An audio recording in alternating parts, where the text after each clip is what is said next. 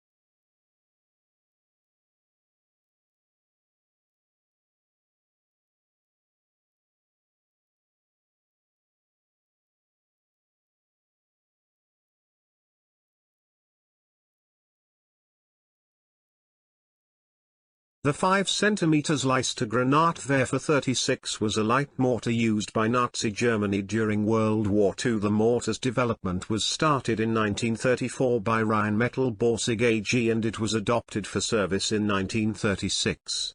Its intended role was to engage pockets of resistance that were beyond a hand grenade's throwing range. Until 1938, it used a complicated telescopic sight. By 1941, the Granatwerfer 36 was seen as too complex for its intended role. It fired too light a shell and had too short of a range. It was used as a platoon mortar and operated by a 3-man team. Production was terminated in 1941. By 1942, it had been gradually withdrawn from frontline service. However, it remained in use with second-line and garrison units until the end of the Second World War in 1945. As ammunition stocks for the mortar dwindled during 1944 to 1945, coupled with the loss of the actual mortars, the Germans often relied on captured French and Soviet 50 mm mortars.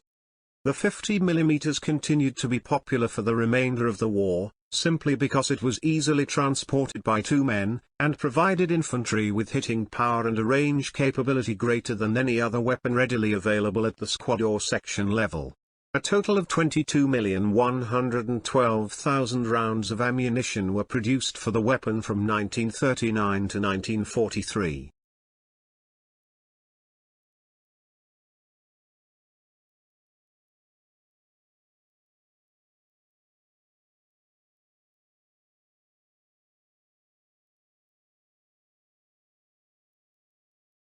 The SD.Kfz 10, Sonderkraftfahrzeug, special motorized vehicle, was a German half-track that saw widespread use in World War II. Its main role was as a prime mover for small towed guns, such as the 2 cm Flak 30, the 7.5 cm Lake, or the 3.7 cm Pak 36 anti-tank gun. It could carry 8 troops in addition to towing a gun or trailer.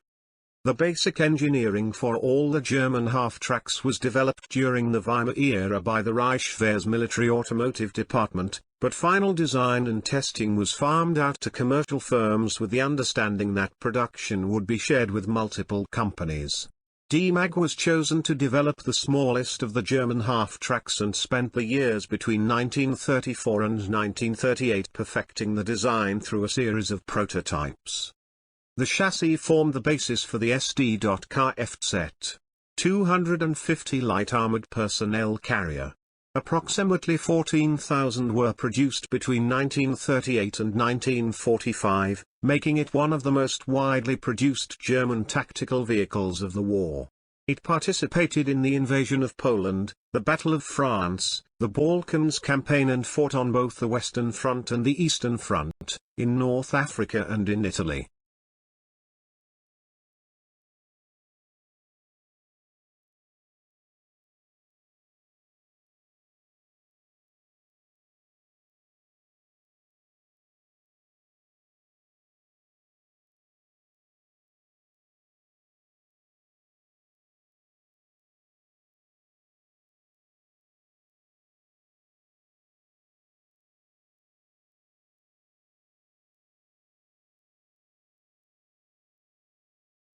WWII, the German abbreviation of the word Hilfswilliger, or, in English, auxiliary volunteer, designated, during World War II, a member of different kinds of voluntary auxiliary forces made up of recruits indigenous to the territories of Eastern Europe occupied by Nazi Germany.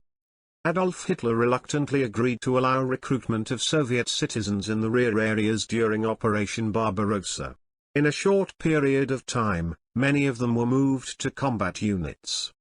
The term Hiwis acquired a thoroughly negative meaning during World War II when it entered into several other languages in reference to Auslegenen as well as volunteers enlisted from occupied territories for service in a number of roles, including hands-on shooting actions and guard duties at extermination camps on top of regular military service, drivers, cooks, hospital attendants, ammunition carriers, messengers, sappers, etc. Hiwis comprised 50% of the 2nd Panzer Army's 134th Infantry Division in late 1942, while the 6th Army at the Battle of Stalingrad was composed of 25% Hiwis. By 1944, their numbers had grown to 600,000. Both men and women were recruited. Veteran Hiwis were practically indistinguishable from regular German troops, and often served in entire company strengths. Between September 1941 and July 1944, the SS employed thousands of collaborationist auxiliary police recruited as Hiwis directly from the Soviet POW camps. After training, they were deployed for service with Nazi Germany, in the general government, and the occupied East. In one instance, the German SS and police inducted, processed, and trained 5,082 Hiwi guards before the end of 1944 at the SS Training Camp Division of the Trauniki concentration camp set up in the village of Trauniki southeast of Lublin. They were known as the Trauniki Men, German, Trauniki Männer, and were former Soviet citizens, mostly Ukrainians. Traunikis were sent to all major killing sites of the Final Solution, which was their training's primary purpose.